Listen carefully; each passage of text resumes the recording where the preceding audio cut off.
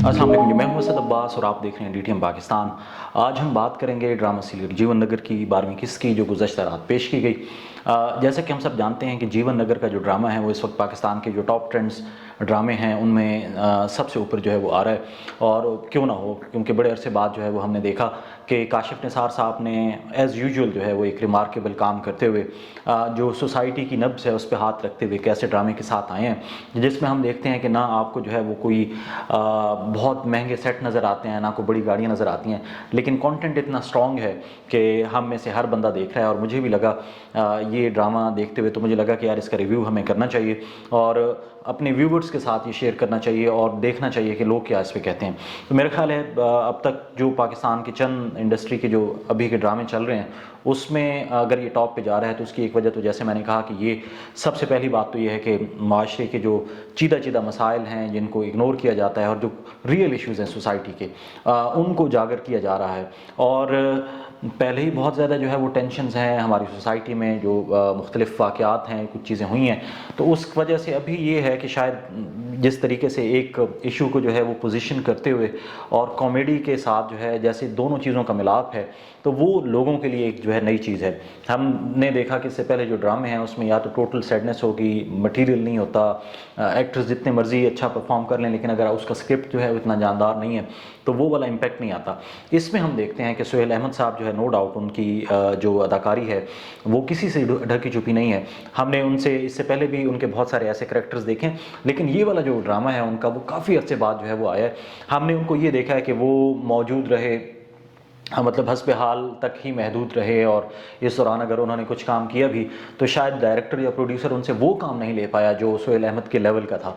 लेकिन इस ड्रामे में हम देखते हैं कि कैसे उन्होंने बब्बर शाह का किरदार निभाया, फिर बब्बर शाह से जो है वो लाली के किरदार में सामने आए हैं, और लाली के किरदार के साथ साथ जो है वो मतलब बब्बर शाह का किरदार, लाली का किरदार, फिर लाली से अब उनको जब बब्बर शाह के किरदार में लेके आए हैं तो क्या खूबसूरत अंदाज़ है कि वो जो ट्रांजिशन है वो आप फील करते हैं कि यार कैसे, और देन यू फील कि वाकई सुहेल अहमद जो है ही इज़ अ लेजेंड।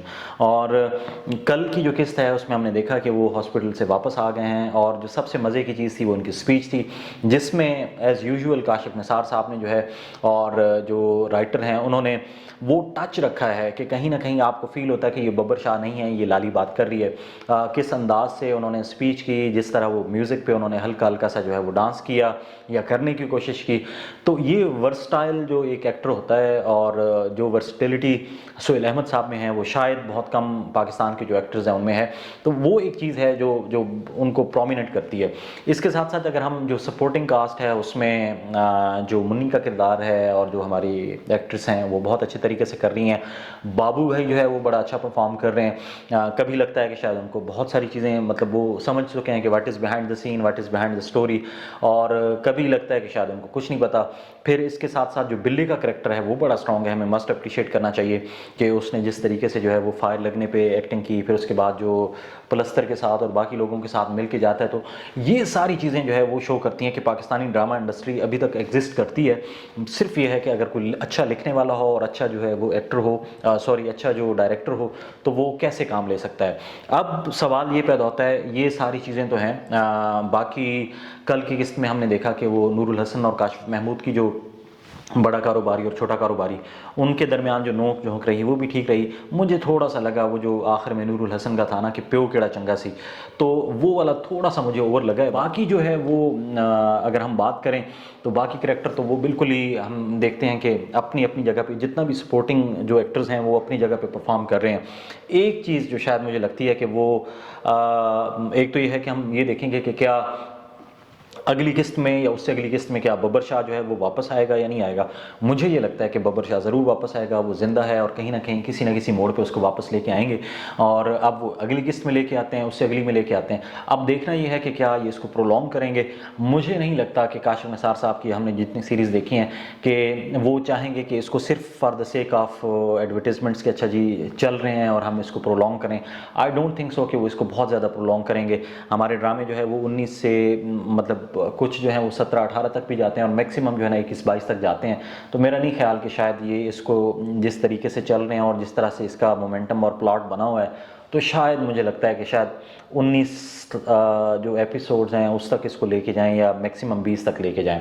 एक तो ये है, और उसमें हम देखते हैं कि अच्छा अब जो बब्बर शाह है उसको वो कौन सी वाली किस्त में वापस लेके आते हैं। मेरा रफ कैसी है, पहली बात तो ये है कि मैं ये कह रहा हूँ कि वो वापस आएगा। दूसरा ये है कि शायद उसको जो है वो 30 इस आपके बाद वाली जो है ना, मतलब 15वीं 16वीं किस्त में उसको वापस लेके आएंगे। इसके साथ साथ जो कल वाली किस्त है उसमें एक चीज़ जो है वो है साइमा आफ्ताब साहबा, पाकिस्तान की बहुत सीजन जो है वो एक्ट्रेसेस हैं, उनको जो है लेके आए हैं। तो ये एक नया एडिशन है। फिर उसके बाद पप्पू जो है वो उसको इंट्रोड्यूस नहीं कराया गया, लेकिन उसको मेरी ये अजम्पशन है कि वो बब्बर शाह का बेटा है और उसकी एंट्री दी गई है। तो उससे अब देखना ये है कि शायद थोड़ा सा कहानी जो है वो तवील पकड़ेगी, तूल पकड़ेगी। तो ओवरऑल अगर हम देखें तो सोहेल अहमद साहब की, मैंने जैसे कहा कि बहुत अच्छी अदाकारी और बड़े अरसे बाद जो है उनसे वो काम लिया जाता रहा है। अदरवाइज़ हमने उनको देखा है कि वो हस्ब हाल तक ही महदूद रह गए थे और मतलब एक ही मोनोटनस जो है वो उसमें आ रही थी। वो जितने भी करैक्टर थे वो वहाँ पे कर चुके थे। इसमें यह है कि ज़ाहिर है सोहेल अहमद हैं, फिर काशिफ निसार हैं, और सबसे बड़ी बात हमारे दोस्त हैं इमरान रज़ा भाई। उनका मतलब उस चैनल पे होना और प्रोडक्शन में होना एक बहुत बड़ा बात है, बहुत बड़ा नाम है। और ये वो चीज़ें हैं, ये वो ड्रामे, हम ये तो नहीं कह सकते कि हाँ जी ये जो जीवन नगर है इसको हम कह सकते हैं कि ये जो पाकिस्तान के जो 80s में और लेट 90s में वाले ड्रामे हैं उनकी तरह के हैं। लेकिन ये ज़रूर है कि ये फैक्ट इस्टेब्लिश करता है कि यार आपको एक अच्छे ड्रामे के लिए, अच्छा प्रोड्यूस करने के लिए जो है वो बहुत महंगे सेट्स नहीं चाहिए, आपको बहुत महंगा जो है वो कैमरे नहीं चाहिए। और हाँ, करैक्टर्स अगर अच्छे हैं, आपने जानदार लिए हुए हैं और आपकी स्टोरी जो है वो स्ट्रॉन्ग है, तो आप बहुत अच्छा जो है वो कम बजट में भी ड्रामा पेश कर सकते हैं। इसमें भी आप देख लें, मतलब डायरेक्शन का मैं कहूँगा कि कमाल है कि जिस करैक्टर से काम लिया गया है वो जानता है और उसमें उसको बताया गया कि उसने कैसे करना है। तो मेरा ख्याल है कि ओवरऑल अगर हम इसको देखें तो आउट ऑफ 10 जो है मैं कहूँगा कि ये आउट ऑफ, अगर आप मतलब बहुत कंजूसी भी कर लें तो आप इसको 8 नंबर दे देंगे। जो गुज़श्ता कल वाली किस्त थी उसमें मैं समझता हूँ कि तमाम जो एक्टर्स थे उनकी अदाकारी जो है वो बेस्ट रही है। सोहेल अहमद साहब 10/10, बाकी बिल्ला और जो दूसरे करैक्टर्स हैं 10/8 तो हमें देने ही चाहिए। अब देखते हैं कि अगली जो एपिसोड है उसमें क्या रुख इख्तियार करती है, क्या बब्बर शाह जो है वो वापस आते हैं, लाली जो है क्या वो वापस जाती है।